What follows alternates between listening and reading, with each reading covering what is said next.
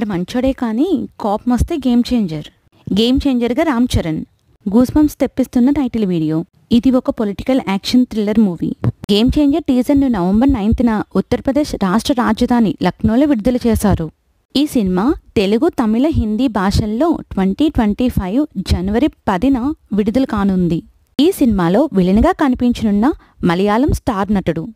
నిష్పక్షపాతమైన ఎన్నికలను వాదించడం ద్వారా అవినీతి రాజకీయ నాయకులను ఎదుర్కోవటానికి కృషి చేసే ఒక ఐఏఎస్ అధికారి జీవితం చుట్టూ ఈ చిత్రం తిరుగుతుంది. ఈ సినిమాలో నటించినందుకు రామ్ చరణ్ 100 కోట్ల పారితోషికం తీసుకున్నట్లు సమాచారం.